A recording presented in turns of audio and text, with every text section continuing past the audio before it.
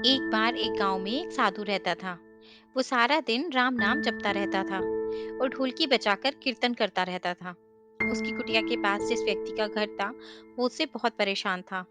एक दिन वो व्यक्ति गुस्से में उस साधु की कुटिया में चला गया और कहने लगा कि तुम सारा दिन क्या राम नाम जपते रहते हो। तुम्हें तो कोई काम धंधा है नहीं, हमें तो कमाने जाना पड़ता है। तुम्हारी ढोलकी की आवाज से मैं सो नहीं पाता। साधु कहने लगा, तुम भी मेरे साथ राम नाम का जप करके देखो, तब तुम्हें पता चलेगा कि कितना आनंद आता है। वो व्यक्ति थोड़ा खिंचकर बोला, अगर मैं तुम्हारे साथ राम नाम जपता हूँ तो क्या तुम्हारा राम मुझे खाने के लिए रोटी देगा? साधु कहने लगा, मुझे तो राम नाम की लगन लगी हुई है। मुझे तो राम जी की कृपा से हर रोज भोजन मिल जाता है। तुम भी राम नाम जप के देख लो। मुझे भरोसा है भगवान तुम्हें भी खाना जरूर देंगे। वो आदमी उस साधु को चुनौती देता है कि मैं तुम्हारे साथ आज राम नाम का भजन करूंगा। अगर तुम्हारे राम ने आज मुझे रोटी खिला दी तो सारी उम्र राम की भक्ति में लगा दूंगा, और अगर नहीं खिलाई तो तुम ढोलकी बजाना बंद कर दोगे। साधु कहता है कि मैंने तो निष्काम भाव से प्रभु राम की भक्ति की है, लेकिन फिर भी मुझे तुम्हारी चुनौती मंजूर है।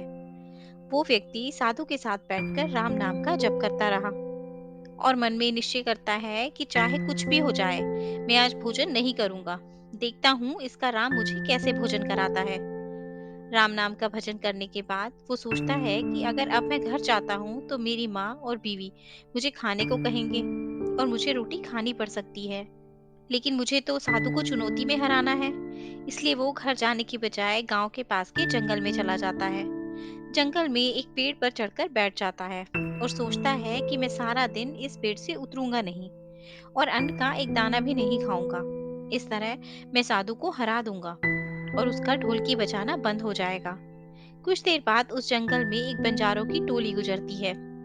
उन्हें भूख लगी होती है, तो बंजारों का सरदार कहता है कि आग जलाकर यहीं पर खाना बना लो। अब खाना खाकर ही आगे बढ़ेंगे। खाना बनकर तैयार हो जाता है। बंजारे खाना खाने वाले ही होते हैं कि इतनी देर में बंजारों को सूचना मिलती है कि पीछे से डाकू आ रहे हैं। तो बंजारों का सरदार कहता है कि हमें यहाँ से चले जाना चाहिए, डाकू हमारा सब कुछ लूट सकते हैं। वो बंजारे खाना वहीं पर छोड़कर चले जाते हैं।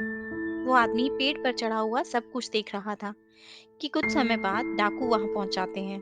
भोजन को देखकर डाकू कहते हैं कि खुशबू तो बहुत अच्छी आ रही है, लेकिन ये भोजन किसने बनाया है और बनाने के बाद फिर खाया क्यों नहीं? कहीं किसी की चाल तो नहीं हमें फंसाने की? हो सकता है इस भोजन में जहर हो। उसी समय डाकुओं के सरदार की नजर उस व्यक्ति पर पड़ी। वो उसे नीचे आने का आदेश देता है। डाकू उस व्यक्ति से पूछते हैं, हमें मारने के लिए क्या भोजन तुमने बनाया है?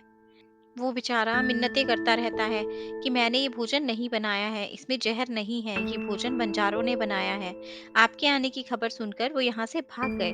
लेकिन डाकुओं के आगे उसकी एक नहीं चलती। डाकू उससे कहते हैं कि अब तुम्हें ये भोजन खाकर दिखाना पड़ेगा, क्योंकि हमें लगता है कि तुमने ये भोजन बनाया है और इसमें जहर मिलाया है। अब तुम ही सबसे पहले ये भोजन खाओगे। वो जिद पर अड़ा रहता है, मैं ये भोजन नहीं खाऊंगा, किसी कीमत पर नहीं खाऊंगा। डाकुओं का शक और गहरा हो जाता है। वो बंदूक की नोक उसके सिर पर रख कर कहते हैं, तुझे ये भोजन खाना ही पड़ेगा, नहीं तो गोली खानी पड़ेगी। वो व्यक्ति डर के मारे भोजन करने लगता है। अगर नहीं करता तो गोली खानी पड़ती। वो व्यक्ति भोजन कर रहा है और साधु को याद कर रहा है, और साधु को याद करते करते आंसू उसकी आंखों से बह रहे थे। साधु ने कहा था कि मेरा निश्चय है कि राम नाम का जप कर लेगा तो राम तुझे भोजन भी दे देंगे।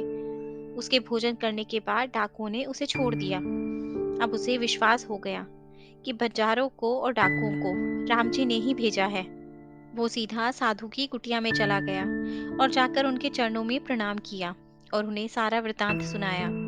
अब उस साधु से भी ज्यादा उसे राम नाम की लगन लग गई थी। उसने अपना पूरा जीवन राम जी को समर्पित कर दिया।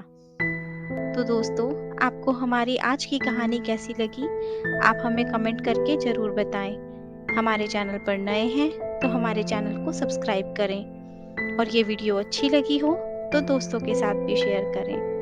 धन्यवाद।